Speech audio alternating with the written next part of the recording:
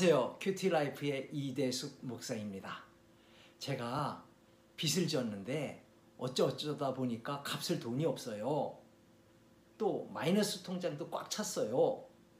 그때 채권자가 나타나 빚 갚지 않아도 돼, 그렇게 면제를 선포하면 얼마나 좋을까요? 그렇게 아주 신비한 일이 바로 오늘 본문의 말씀입니다. 오늘 말씀은 면제년에 관한 말씀입니다. 면제년은요, 7년이 돌아올 때마다 이웃에게 빌려준 빚을 탕감해주는 제도를 말합니다. 그것은 이스라엘 사람들에게는 적용되지만 이방인들에게는 적용되지 않습니다. 하나님은 이스라엘 백성들이 그것을 잘 지키면 복을 주신다고 약속했습니다.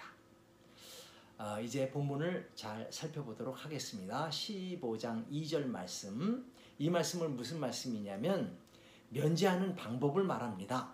여기서 면제의 범위가 어디까지인지 학자들의 크게 두 가지 견해가 있습니다. 첫 번째는 말 그대로 모든 빚을 면제해 준다는 것입니다.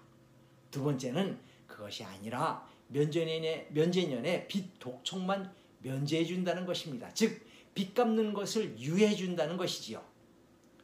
매 면제년마다 빚이 탕감된다면 그 사회에서 금품 대여업이 사라지기 때문이라는 것입니다. 더군다나 본문에 형제에게 독촉하지 말지니라는 말이 있기 때문입니다. 저는 첫 번째 주장이 맞다고 봅니다. 왜냐하면 5절 말씀 때문입니다. 5절 말씀, 너희 중에 가난한 자가 없으리라. 그 말 때문입니다. 만약 빚 독촉만 면제해 준다면, 즉 미루기만 해준다면 이런 말이 나오겠습니까?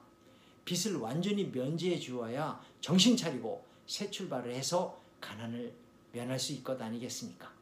하나님은 당신의 백성들이 빚을 지고 비참하게 살기를 원치 않으십니다. 그래서 이스라엘 백성들 스스로가 그들을 도와줘야 한다고 한 것입니다. 그래서 만든 제도가 면제년입니다. 면제년은 하나님의 비전을 이루기 위한 독립후생의 일종의 사회적 장치를 말합니다. 15장 9절 말씀. 이 말씀은 무슨 말씀이냐면 면제년이 가까이 왔다고 하더라도 궁핍한 형제가 빌려주기를 원한다면 거절하지 말라는 것입니다. 이스라엘 사회에서 대개의 경우 돈을 빌릴 때면 토지를 담보로 합니다. 그런데 면제년이 오면 담보로 잡은 그 토지를 도로 돌려줘야 합니다. 면제년이 만약 1년밖에 남지 않았다면 채권자는 이를 기피하는 것입니다. 성경은 이를 악한 생각이라고 했습니다. 왜냐하면 하나님의 법보다는 이기심이 먼저 앞섰기 때문이죠. 세상에 빚을 탕감해주는 이런 법이 어디 있겠습니까? 이것이 하나님 나라입니다. 하나님이 꿈꾸는 사회입니다. 그러나 이스라엘이 과연 이 법을 지켰을까요? 아니면 지키지 않았을까요? 애석하게도 지키지 못했습니다. 학자들의 연구에 의하면 단 한 번도 지킨 일이 없다고 합니다. 근데 그 말이 맞는 것 같습니다. 왜냐하면 하나님이 이거 말고도 이스라엘 백성들이 1년에 3번 절기를 지키라고 했거든요. 곧 유월절, 칠칠절, 초막절입니다. 그런데 열왕기에 보면 이런 거 지키지 않았어요. 몇 왕만 빼놓고는 지킨 일이 별로 없습니다. 그런 것도 그런데 이런 부담스러운 법을 그들이 지킬 리가 없지요. 우리는 빚 갚지 않으면 어떻게 됩니까? 감옥 갑니다. 평생 사랑구실을 할 수 없습니다. 따라서 갚을 능력이 되지 않으면 빚을 지지 않는 것이 좋습니다. 마땅히 그래야 합니다. 빚을 지는 순간부터 그 사람은 위험에 처하게 됩니다. 처음에는 이자만 내면 됩니다. 그러나 원금까지 갚아야 할 그런 날이 오면 부담이 엄청 커집니다. 거기에다가요, 설상가상으로 아기가 아프거나 아니면 사고가 나거나 아니면 실직을 하면 그때부터 돈에 대한 무게를 감당할 수 없게 되는 것입니다. 결국 빚이 그 사람을 잡게 되는 것입니다. 곧 돈의 노예가 되는 것이죠. 더 나쁜 것이 있습니다. 그때부터 사람이 피하게 됩니다. 아무리 가까운 사람이라도 마치 범법자를 대하듯이 멀리하게 됩니다. 결국 파산하게 되고 비참한 인생이 되고 맙니다.